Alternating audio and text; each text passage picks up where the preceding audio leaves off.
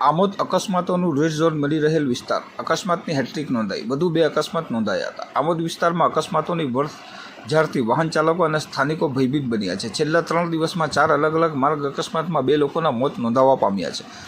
આમોદથી પુરસા જવાના માર્ગ ઉપર એક આઈસર ટેમ્પોનું ટાયર ખાડામાં ખાબકતા ટેમ્પો પલટી ખાતા અકસ્માત સર્જાયો હતો. સૂત્રો દ્વારા મળતી વિગતો મુજબ આઈસર ટેમ્પો કપાસ ભરીને જઈ રહ્યો હતો. તે વેળા ટેમ્પોનું ટાયર ખાડામાં ખાબકતા ડ્રાઈવરે સ્ટીયરિંગ પરથી કાબુ ગુમાવ્યો હતો, જેથી ટેમ્પો પલટી મારી જતા અકસ્માતની ઘટના બની હતી. જોકે સદનસીબે કોઈ મોટી દુર્ઘટના થતાં બચી હતી.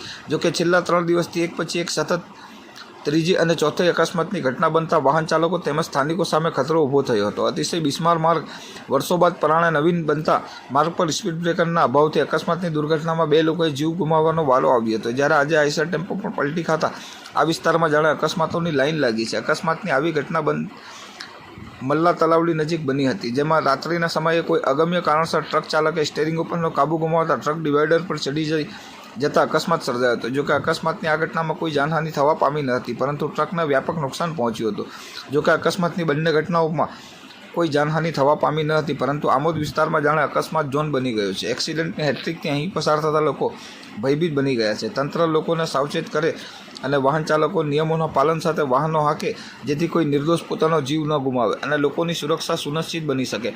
હાલ તો અકસ્માતોની એક બાદ એક ઘટનાથી આમોદ વિસ્તાર ચર્ચાનું કેન્દ્ર બન્યું છે.